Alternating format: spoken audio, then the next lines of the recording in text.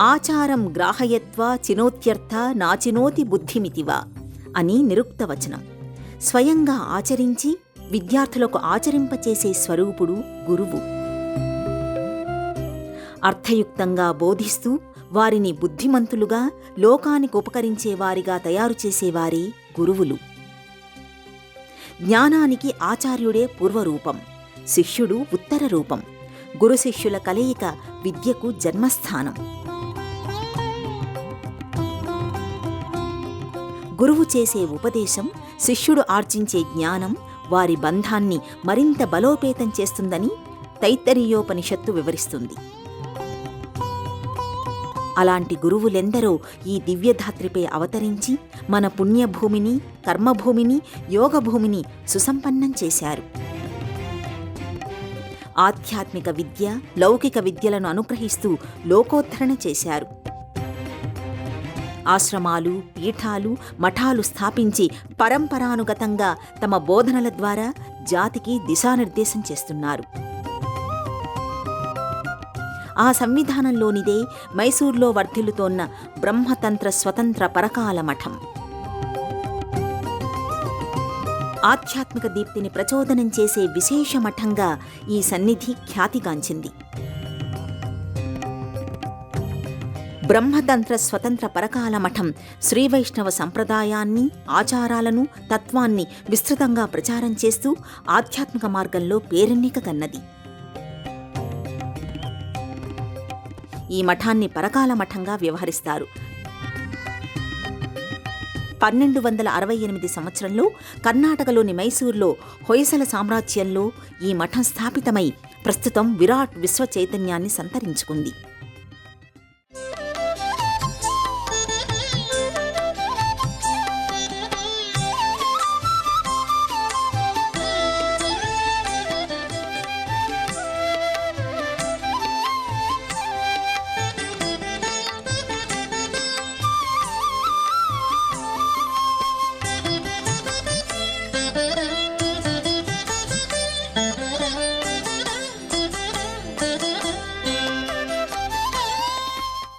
విష్ణువును హయగ్రీవ స్వరూపంగా పరకాల మఠం ఆరాధిస్తుంది.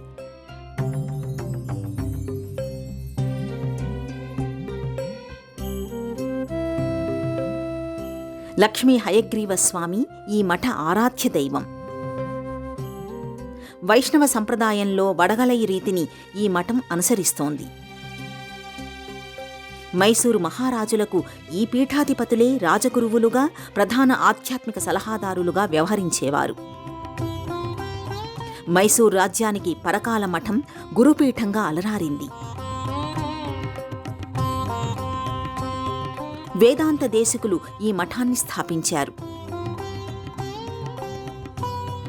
మైసూర్లో ప్రధాన మఠ కేంద్రం వర్ధిల్లుతుండగా ప్రస్తుతం దేశవ్యాప్తంగానే కాకుండా విదేశాలలో సైతం ఈ మఠానికి శాఖలు ఉన్నాయి. దేశ విదేశాలలో వివిధ ప్రాంతాల్లో ఉన్న మఠ అనుబంధ శాఖల ద్వారా విస్తృతంగా శ్రీ వైష్ణవ తత్వాన్ని, ప్రధానంగా హయగ్రీవ అవతార మూర్తిమత్వాన్ని ప్రచారం చేస్తున్నారు. దక్షిణ భారతదేశంలో అన్ని రాష్ట్రాలలో ఈ మఠానికి ఉపశాఖలున్నాయి. కాశ్మీర్లో రామానుజాచార్యులు శ్రీభాష్యం రచించారు. అక్కడున్న వారంతా ఆ శ్రీభాష్యం సరిగ్గా లేదనడంతో కొలనులో పడేస్తారు. అప్పుడు సరస్వతీదేవి బ్రహ్మకమలంలో తెచ్చి ఇచ్చి ఆ గ్రంథాన్ని వారికిచ్చి శ్రీభాష్యకారుడు అనే బిరుదును ప్రసాదించింది.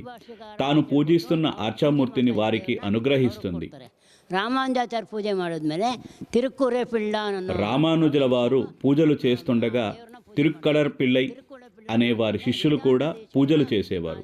ఆ తర్వాత వేదాంత దేశకులు పూజలు కొనసాగించారు. 1336లో వేదాంత దేశికులు తరువాత బ్రహ్మతంత్ర స్వామి ఈ పూజలు నిర్వర్తించేవారు. అప్పటి నుండి ఇప్పటి వరకు 36 మంది పీఠాధిపతులుగా వ్యవహరించారు. శ్రవణ నక్షత్రం రోజున స్వామివారికి విశేష పూజలు చేస్తారు. జ్ఞానానికి, సకల విద్యలకు అధిపతి హయగ్రీవ స్వామి. జ్ఞానానందమయం దేవం నిర్మల స్ఫటికాకృతిం ఆధారం సర్వ విద్యానాం హయగ్రీవం ఉపాస్మహే. సకల విద్యలకు సమస్త జ్ఞానాకారి, సర్వ సంపదలకు హయగ్రీవ స్వామి ఆరాధన శ్రేష్టమైనది.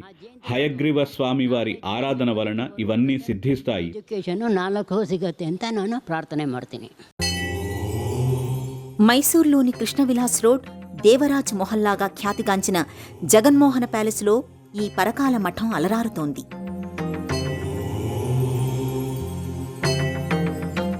3 శతాబ్దాల క్రితం మైసూరు మహారాజులచే ఈ భవనం మఠానికి బహుమానంగా సవినీయంగా సమర్పితమయ్యింది. ప్రాచీనత, కళామయం, ఆధ్యాత్మిక సంపత్తి కలగలిసిన అపురూప కట్టడంగా ఈ మఠ కేంద్రస్థానం ఆకట్టుకుంటుంది.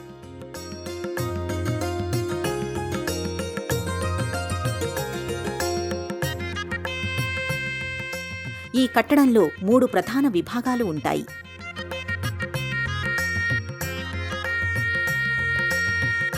ప్రధాన మందిరంలో జ్ఞానప్రదాత అయిన హయగ్రీవ స్వామి శ్రీ మహాలక్ష్మీదేవి సమేతంగా దర్శనమిస్తాడు.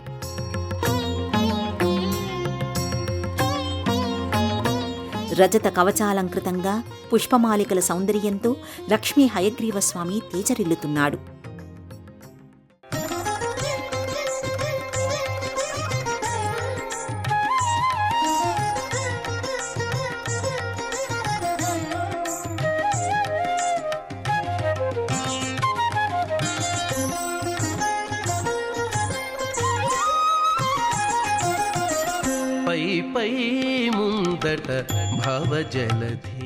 రెండవ మందిరంలో శ్రీ పరకాల మఠానికి సంబంధించిన పూర్వ పీఠాధిపతులు, యతీశ్వరుల స్మారక చిహ్నాలైన బృందావన సమాహారం నెలకొని ఉంటుంది.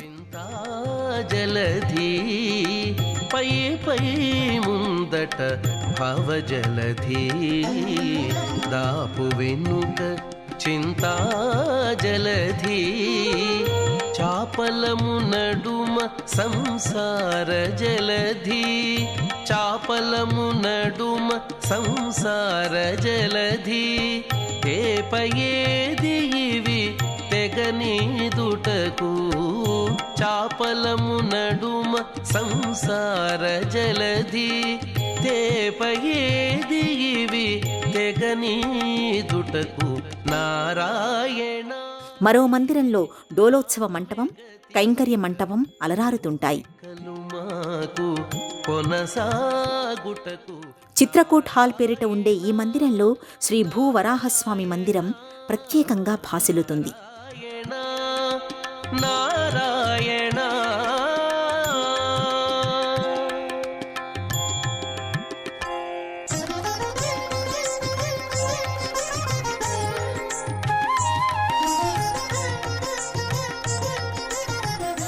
ఈ భవన సముదాయం బయట వెలుపల కళాత్మకమైన నగిషీలు, ఆకృతులు చూపరుల్ని ఆకట్టుకుంటాయి.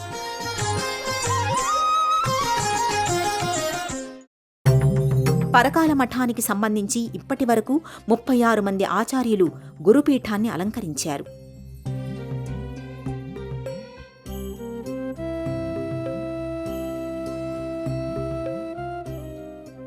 ప్రస్తుతం కొనసాగుతున్న పీఠాధిపతి 36వ పీఠాధిపతులు.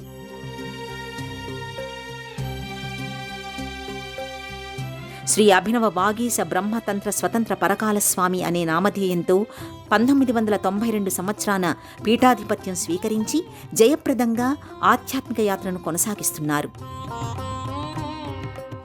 శ్రీమద్ అభినవ రంగనాథ బ్రహ్మతంత్ర స్వతంత్ర పరకాల స్వామికి వాగీసులు ప్రత్యక్ష శిష్యులు. వేదాంతాలపై వాగీశ్వరులకు ఎంతో పట్టు ఉంది. ముఖ్యంగా మంత్రశాస్త్రాన్ని ఆయన సాధికారికంగా సాధన చేశారు. దేశ విదేశాలలో ఉన్న వేలాది మంది శిష్యులకు నైతిక, ఆధ్యాత్మిక మార్గదర్శకత్వం వహిస్తూ వాగీశులు ఎందరికో దిశానిర్దేశం చేస్తున్నారు.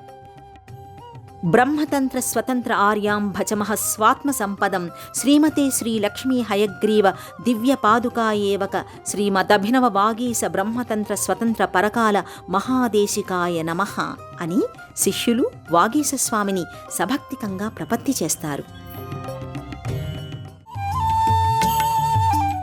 చైత్రమాసంలో రేవతి నక్షత్రం నాడు శ్రీమదభినవ వాగీశ బ్రహ్మతంత్ర పరకాల మహాదేశికన్ తిరునక్షత్రాన్ని నిర్వహిస్తారు. ఈ ఉత్సవంలో దేశ విదేశాలలోని మఠాల ప్రతినిధులు, భక్తులు, శిష్యులు విశేషంగా పాల్గొంటారు. ద్రవిడ వేదం, శ్రీభాష్యం, తత్వ, ముక్త, కలాప, సర్వార్థ సిద్ధి, శ్రీ హయగ్రీవ పంచకం, గూఢార్థ దీపిక వంటి వ్యాఖ్యానాల్ని, రచనల్ని ఈ పరకాల మఠం వాగీశ తిరునక్షత్రం సందర్భంగా రూపొందించి భక్తులకు అనుగ్రహించింది. శ్రీ పరకాల మఠం దేశ విదేశాలలో విస్తృత ప్రాచుర్యం కలగడానికి వాగీశ తీర్థులు ఎంతగానో కృషి చేస్తున్నారు. స్వామీజీ ఉపన్యాసాలు, అనుగ్రహ భాషణాలు, దివ్య సందేశాలు శిష్యులలో, భక్తులలో నిరంతరం ఆధ్యాత్మిక ప్రేరణ కలిగిస్తున్నాయి.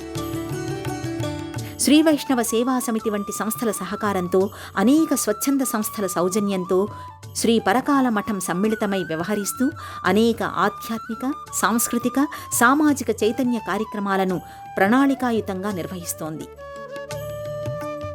శ్రీ లక్ష్మీ హయగ్రీవ సముదాయ భవనం, కళ్యాణ మంటపం, వేద పాఠశాలలు వంటివి నిర్మితం కావడంలో వాగీసులు విశేష కృషి చేశారు.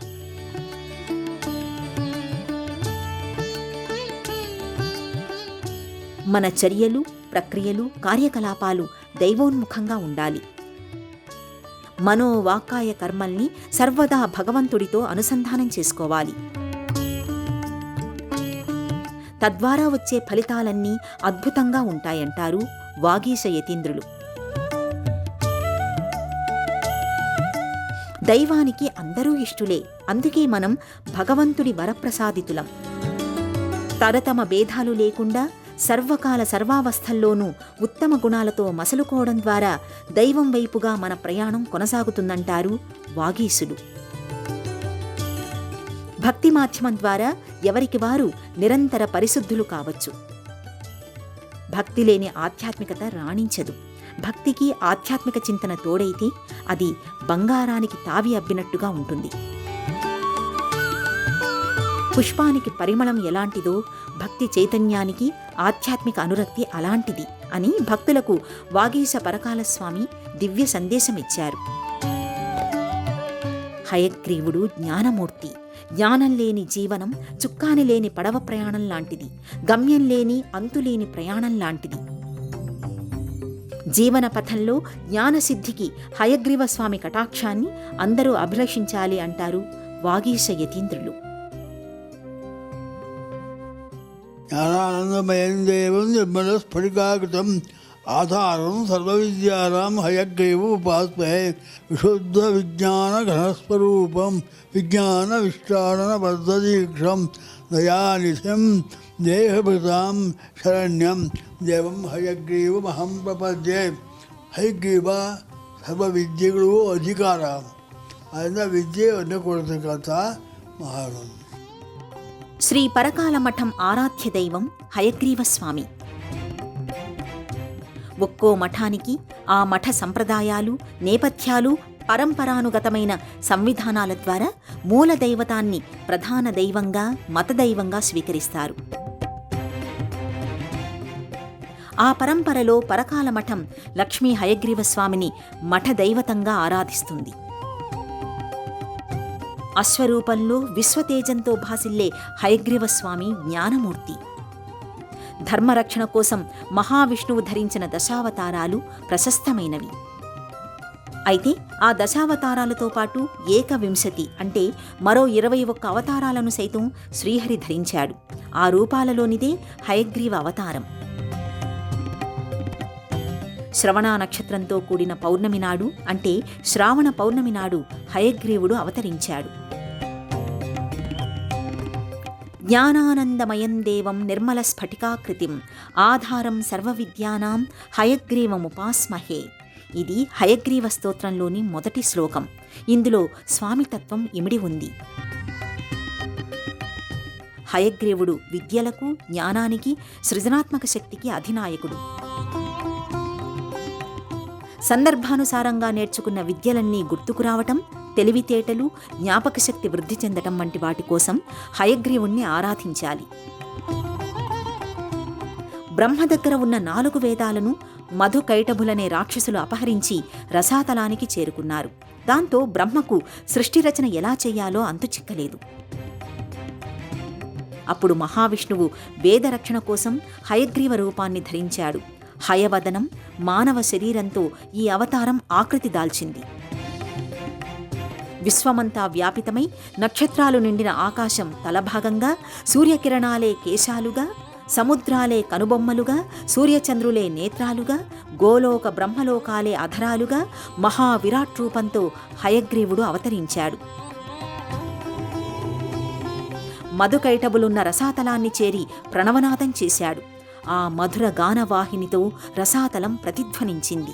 హయగ్రీవుడి దివ్యనాదం విని మధుకైటబులు వేదాల్ని వదిలి ఆ నాదం వెలువడిన దిశగా పరుగులు పెట్టారు. అప్పుడు ఆ అసురులు వేదాల్ని వదిలిన ప్రదేశాన్ని కనిపెట్టి ఆ వేదాలను తీసుకుని బ్రహ్మకి అప్పగించాడు హయగ్రీవుడు. వేద పురుషుడిగా విష్ణువు అవతరించాడని తెలిసి ఆయనతో యుద్ధానికి సిద్ధమై చివరకు అసువులు బాశారు మధుకైటభులు. గుర్రపు సకిలింతలో క్రీం, హ్రీం, శ్రీం అనే బీజాక్షరాలు ఉంటాయి. ఈ మూడింటినీ కలిపి కేవలా మంత్రం అంటారు. ఈ కేవలా మంత్రానికి లలితాదేవి అధిష్టాన దైవం.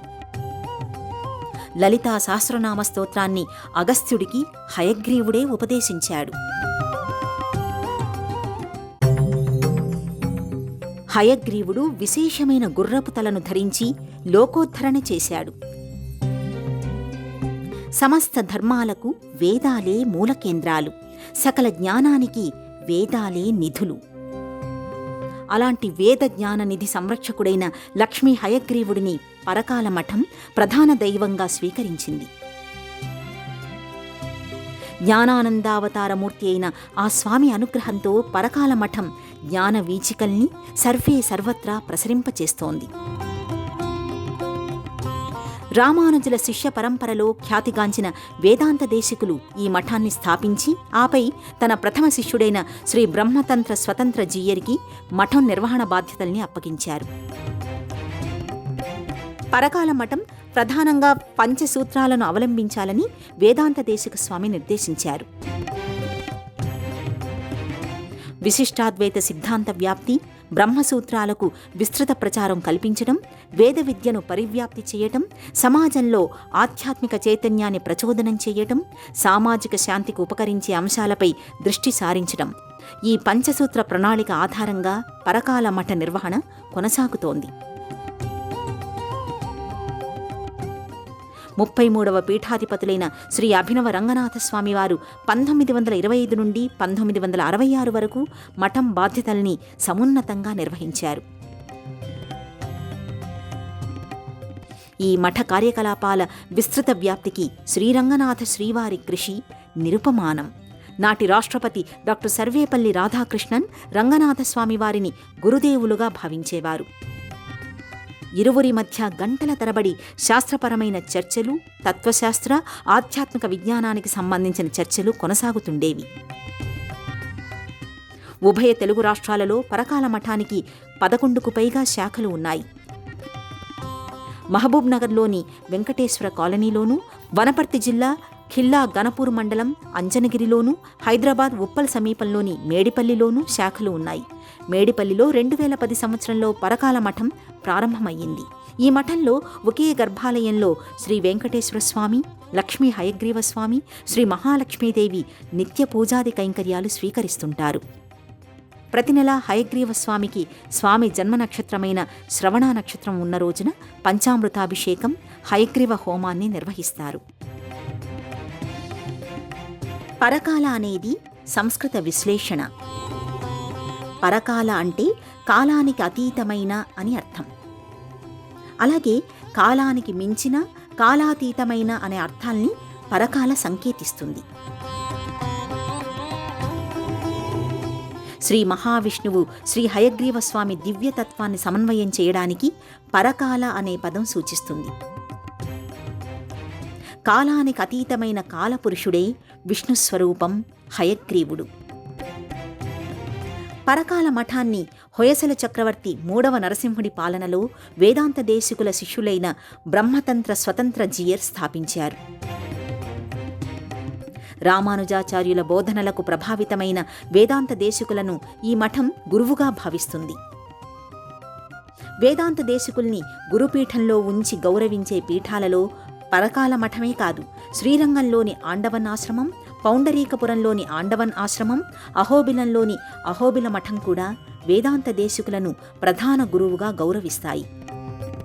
పరకాల మఠంలో నిత్య పూజలందుకునే ముఖ్య దైవం లక్ష్మీ సమేత హయగ్రీవ స్వామివారి విగ్రహాన్ని వేదాంత దేశికులే అనుగ్రహించారు. పరకాల మఠానికి ప్రస్తుతం 36వ పీఠాధిపతిగా వ్యవహరిస్తోన్న వాగీశస్వామి దార్శనిక దృక్పథంతో మఠానికి విస్తృత ప్రచారాన్ని కల్పిస్తున్నారు. ఎందరో మహిమాన్వితులు, మంత్రద్రష్టలు, హయగ్రీవ ఉపాసకులు, వేదాంగవేత్తలు ఈ మఠానికి పీఠాధిపతులుగా వ్యవహరించారు. వారి ఆశీర్వాద బలం, వారి అనుగ్రహ కటాక్ష వీక్షణలు ఈ మఠంపై పరిపూర్ణంగా ఉన్నాయి.